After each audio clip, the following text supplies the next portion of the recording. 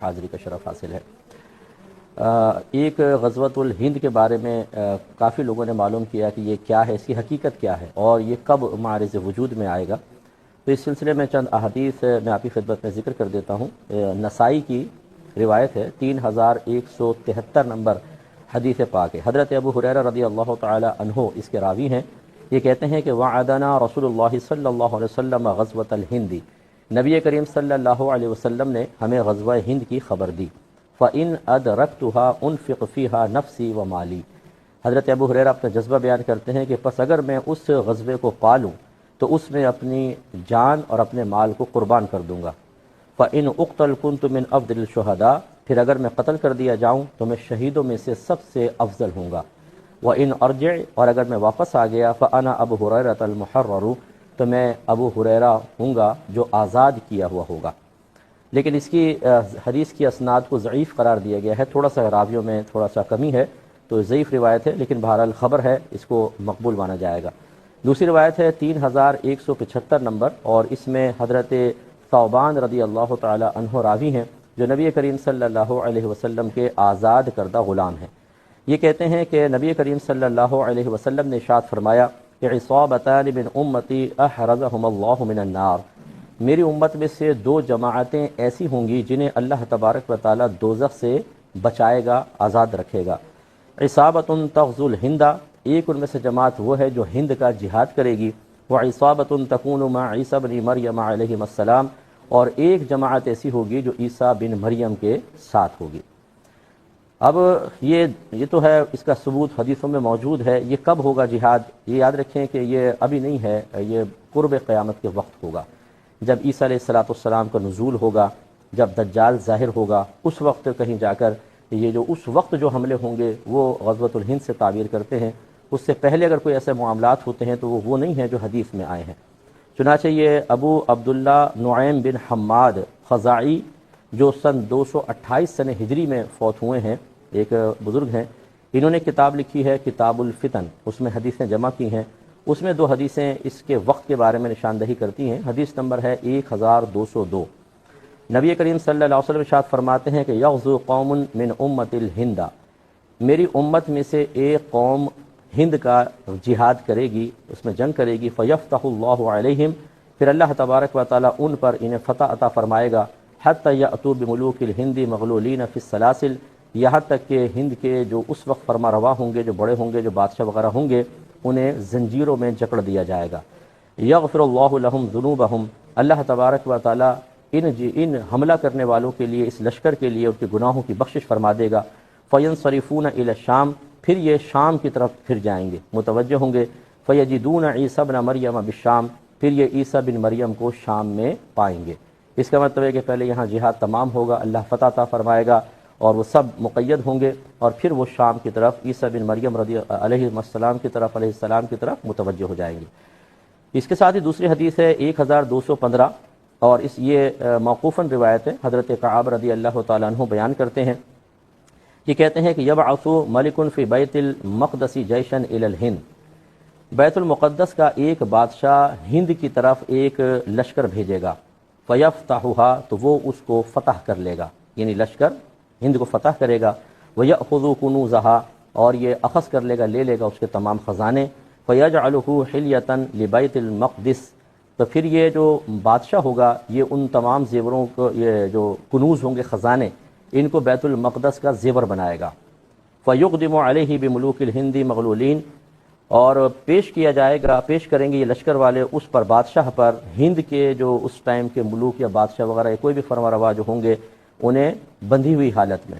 یقیم ذلک الجیش فی الہند، قائم رہے گا یہ لشکر ہند میں ہی، کہا کب تک؟ الی خروج الدجال، دجال کے نکلنے تک۔ اس کا مطلب ہے کہ یہ آخری زمانے میں قرب قیامت کے وقت ایک حملہ ہوگا، اور اس سے پھر نتیجہ نکلے گا کہ ہند فتح ہوگا، اور پھر یہ لشکر خروج الدجال تک وہیں قیام کرے گا، اور پھر اس سے جہاد کے لیے نکلے گا۔ ایک حدیث اور اسی کتاب کی سماعت فرما لیں، 1236 نمبر حدیث پاک ہے، اور حضرت ابو ہریرہ رضی اللہ تعالی عنہ اس کے راوی ہیں۔ یہ نبی کریم صلی اللہ علیہ وسلم کے بارے میں ارشاد فرماتے ہیں وذکر الہند، کہ نبی کریم صلی اللہ علیہ وسلم نے ہند کا ذکر فرمایا، پھر فرمایا لَيَغْزُوَنَّ الْهِنْدَ لَكُمْ جَيْشٌ، ضرور تم میں سے ایک گروہ ہند سے جہاد کرے گا، یفتح اللہ علیہم، اللہ تبارک و تعالیٰ ان کو فتح عطا فرمائے گا، حتی یأتوا بملوکہم مغللین بالسلاسل، حتیٰ کہ لائیں گے وہ ان کے بادشاہوں کو اس حال میں کہ وہ زنجیروں میں جکڑے ہوئے ہوں گے، یغفر اللہ ذنوبہم، اللہ تبارک و تعالیٰ ان کی بخشش و مغفرت فرما دے گا، فینصرفون حین ینصرفون، بس جس وقت یہ پلٹنا چاہیں گے پلٹیں گے، فیجدون ابن مریم بالشام، پھر یہ پائیں گے ابن مریم کو شام میں، یعنی عیسیٰ علیہ السلام سے ملاقات ہوگی۔ اب حضرت ابو ہریرہ فرماتے ہیں کہ ان انا ادرکت تلک الغزوۃ، اگر میں پالوں اس غزوے کو، بعت کل طارف لی و طالد وغزوتها، تو میں اپنا نیا مال ہو یا پرانا سارا کا سارا بیچ دوں گا اور اس غزوے پہ شرکت کروں گا۔ فَإِذًا فتح اللہ علینا، پھر جب اللہ تبارک و تعالیٰ مجھے اس پر فتح عطا فرمائے گا، وانصرفنا فانا ابو ہریرہ المحرر، تو میں پلٹوں گا، پس میں ابو ہریرہ ہوں گا جو آزاد کیا ہوا ہوگا، یعنی غازی بن کر میں واپس آؤں گا۔ اور فرماتے ہیں کہ یقدم الشام، پھر یہ اپنے بارے میں غائب کا صیغہ استعمال کرتے ہیں، ابو ہریرہ شام میں آئے گا، فیجد فیہا عیسی بن مریم، پھر یہ پائے گا اس میں عیسیٰ بن مریم کو۔ اور پھر آخر میں محبت رسول کی بات انہوں نے بیان فرمائی کہ فلا احرصن ان ادنو منہ، تو میں ہرگز اس بات پر حریص نہیں ہوں گا کہ عیسیٰ علیہ السلام مجھے اپنا قرب عطا فرمائیں۔ فاخبرہ انی قد صحبتک یا رسول اللہ، پس میں ان کو خبر دوں گا کہ میں اے رسول اللہ، یا رسول اللہ صلی اللہ علیہ وسلم، میں آپ کی صحبت اختیار کر چکا ہوں، میں ان کو خبر دوں گا۔ تو کہتے ہیں کہ فتبسم رسول اللہ صلی اللہ علیہ وسلم وضحک، تو سرکار صلی اللہ علیہ وسلم مسکرا دیے، بلکہ آپ نے دہک فرمایا، ہنس دیے سرکار بہت زیادہ۔ تو اس روایت سے معلوم ہوا کہ یہ قرب قیامت کے وقت جہاد ہوگا اور اس میں مسلمانوں کو اللہ تعالیٰ فتح عطا فرمائے گا۔ اور جیسے کہ ہماری صحیح حدیثوں میں موجود ہے کہ نبی کریم صلی اللہ علیہ وسلم نے یہ خبر دی ہے کہ ایک وقت ایسا آئے گا کہ روئے زمین پر صرف مسلمان ہی مسلمان ہوں گے، یہ مسلمانوں کا حقیقی عروج کا زمانہ ہوگا کہ جس میں دنیا اسلام چھا جائے گی اور کوئی بھی غیر مسلم باقی نہیں رہے گا۔ پھر عیسیٰ علیہ السلام پردہ فرمائیں گے، امام مہدی رضی اللہ تعالیٰ عنہ پردہ فرمائیں گے، اور پھر کچھ عرصے بعد بگاڑ پیدا ہوگا۔ یہ بہن نے فرمایا کہ نقلی دانت اگر لگا لیں تو وضو کا کیا حکم ہے؟ دیکھیں نقلی دانت دو طرح کے ہوتے ہیں، ایک وہ کہ آپ بتیسی پوری باہر نکال سکتے ہیں، اس میں تو بہتر ہے کہ باہر نکال کر پھر کلی کی جائے، اور اگر وہ فکس ہو گیا ہے نقلی دانت تو پھر اس کو چونکہ نکالنے میں حرج ہے، وہ توڑ کے ہی نکلے گا یا تکلیف سے نکلے گا اور دوبارہ آپ اس کو فٹ نہیں کر سکتے۔ ایسی کوئی بھی چیز جو جسم کا اس طرح حصہ بن جائے کہ آپ اسے جدا بہت ہی تکلیف اور حرج کے بغیر نہ کر سکیں، اور اگر کر بھی سکیں تو دوبارہ پھر فٹ نہ ہو سکے، وہ پھر معاف ہو جاتی ہے۔ اس نقلی دانت کے اوپر جیسے کلی کریں گے، بس اس پہ پانی بہہ جائے کافی ہے، کوئی نکال کر اس کے نیچے کھال کے اوپر یا مسوڑے کے اوپر پانی بہانا لازم نہیں ہوگا۔ وضو میں تو ویسے ہی کوئی سنت ہی ہے، لیکن جیسے حالت جنابت طاری ہو ان لوگوں کے لیے بھی یہی حکم ہوگا جو میں نے آپ کی خدمت میں ذکر کیا۔ اور اگر کوئی شخص مر جاتا ہے تو پھر وہی بات ہے کہ اگر اس کا بتیسی باہر نکل سکتی ہے پھر تو نکال کر اس کو دفنایا جائے، اور اگر وہی فکس ہو گیا ہے دانت تو اسی طرح اس کو غسل دیا جائے۔ مردے کی ویسی کلی نہیں ہوتی، آپ کو پتہ ہے کہ کوئی روئی گیلی کر کے اس کے دانتوں وغیرہ پہ پھیر دی جاتی ہے اور پھر اس کو توڑ کے نکالنا یہ مردے کے لیے تکلیف ہے اور حرج کا باعث بنے گا، اس لیے ایسے ہی دفنا دیا جائے، اس میں کوئی حرج نہیں ہے۔ یہ کہتے ہیں کہ میں نے یہ ارادہ کیا ہے کہ اب جو بھی میں نیک کام کروں اس کا ثواب میری والدہ کو پہنچ جائے، تو کیا یہ ٹھیک ہے؟ جی بالکل ہے۔ دو باتیں ہیں اس میں۔ پہلی بات تو یہ کہ اگر والدہ آپ کی تربیت کر کے گئی تھیں، اس تربیت کے نتیجے میں آپ کوئی نیک عمل کریں گے تو آپ چاہے یہ نیت کریں نہ کریں، آپ اپنے والدہ کے لیے بہت ہی بڑا ثواب، بلکہ والد صاحب کے لیے بھی بہت بڑا ثواب جاریہ ہیں۔ اور فرض کر لیں کہ اگر آپ نے یہ کوئی بھی نیک عمل کیا اور یہ ارادہ کر لیا کہ میں یہ ثواب اس کا ہماری والدہ کو پہنچ جائے، تو علامہ ابن عابدین شامی رحمۃ اللہ علیہ نے فرمایا وہ نیک عمل چاہے فرض ہو، واجب ہو، سنت ہو، نفل ہو، سب کا ثواب ایصال کیا جا سکتا ہے۔ اس پہ دلیل کیا ہے؟ وہ طوالت کا تقاضا کرتی ہے، یہاں وقت بڑا قلیل ہوتا ہے، دلائل سب چیزوں کے موجود ہوتے ہیں، آپ اس پر اعتماد رکھیں۔ ہم بعض اوقات بغیر دلیل کے بعد بیان کر رہے ہوتے ہیں، نفس مسئلہ بیان کر رہے ہوتے ہیں، لیکن اس کا مطلب یہ نہیں کہ اس کے پیچھے کوئی دلیل نہیں ہوتی ہے۔ الحمدللہ تقریباً یہ 22واں سال ہے ہمارے پروگرام کو، کوئی بھی ہمارا بھائی سنتا ہے، اگر کوئی ایسی بات آپ کو محسوس ہوتی ہے یا کوئی عالم دین یہ کہتے ہیں کہ اس کے پیچھے تو کوئی دلیل نہیں ہے، تو پھر وہ دلیل بہرحال ہمارے پاس موجود ہوتی ہے۔ یہاں وقت نہیں ہوتا، اس لیے ہم قلت وقت کی بنا پر ان کو ذکر نہیں کرتے ہیں۔ تو بالکل آپ دل میں ارادہ رکھیں، جو بھی نیک عمل کریں، بہتر یہ ہوتا ہے کہ یہ کہ میں جو کروں گا اس کو ثواب پہنچ جائے، اس سے بہتر یہ ہے کہ رات کے جب آپ لیٹیں بستر کے اوپر تو یوں قصد و ارادہ کریں کہ اللہ تعالیٰ آج جتنے بھی میں نے نیک عمل کیے ان کا ثواب میری والدہ کو پہنچ جائے، بلکہ آپ یہ ارادہ کر لیں کہ آدم علیہ السلام سے لے کر قیامت تک جتنے مسلمان دنیا سے پردہ فرما چکے دنیا میں موجود ہیں قیامت تک آئیں گے، سب کو پہنچ جائے، انشاءاللہ سب کو پہنچ جائے گا۔ اکابرین نے یہی لکھا ہے۔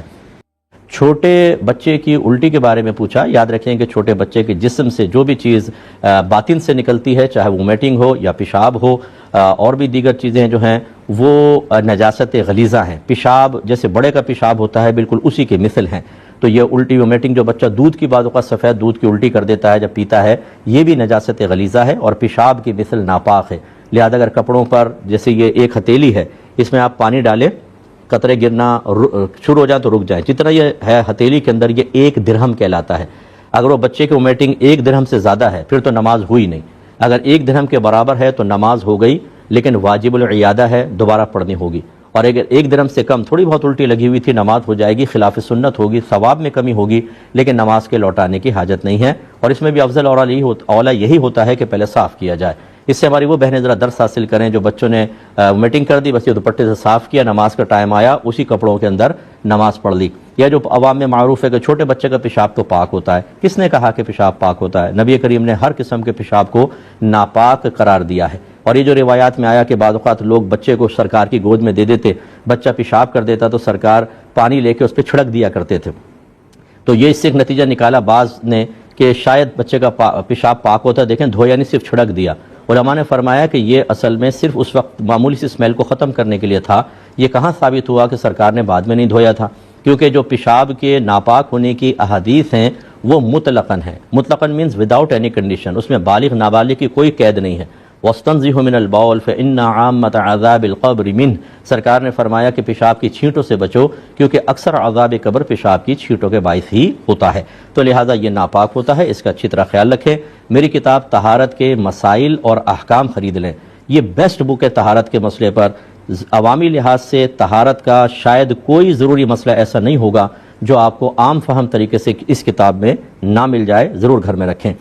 ایک بھائی نے فرمایا تھا کہ مسجد کی گندی تولیہ اور خراب قسم کی ٹوپیاں استعمال کرنا کیسا ہے؟ دیکھیں میں تو بارہا کہہ چکا ہوں کہ مسجد کی وہ ٹوپیاں جو مطلب کھجور کی چھال کی بنی ہوتی ہیں، بیچ میں سے غائب جیسے انکل سرگم کا سر بنا ہوا ہے اور یوں تار وار نکلے ہوئے ہیں، اور میلی کچیلی بار بار کثرت استعمال کی بنا پر ان پہ کالا میل بھی ہے، اور اس کو سر پہ رکھ کے ہم اللہ کی بارگاہ میں کھڑے ہوں، ان ٹوپیوں کو پہن کے کبھی شادی بیاہ میں ہم جائیں گے؟ کسی بڑے ہوٹل میں اگر کوئی فنکشن ہے اس میں پہن کے جائیں گے؟ کبھی بھی نہیں۔ اگر جائیں گے بھی تو بولیں گے بھائی یتیم خانے والوں کو آنے کی اجازت نہیں، باہر نکل جاؤ۔ اتنی غلیظ ٹوپیاں پہن کر اللہ کی بارگاہ میں کھڑا ہونا سخت مکروہ ہے۔ اس سے بہتر ہے کہ اپنی ٹوپی تو لے کے جائیں، یہ سب سے بیسٹ ہے، اور اگر نہیں ہے تو برہنہ سر نماز پڑھ لیں، ان ٹوپیوں کو استعمال نہ کریں، کیونکہ سر ڈھک کر نماز پڑھنا یہ ادب ہے، اور اگر اس طرح کی کوئی عذر ہے اور بغیر سر ڈھکے آپ نماز پڑھیں گے تو کوئی بے ادبی نہیں ہے۔ باقی تولیہ جو ہے وہ استعمال نہ کریں، اتنے خراب ہاتھ ہوتے ہیں، بعض تو ناک صاف کر کے اس پہ لگا دیتے ہیں، یہ نظافت کے خلاف ہے، اجتناب کرنا چاہیے۔ مختصر سا بریک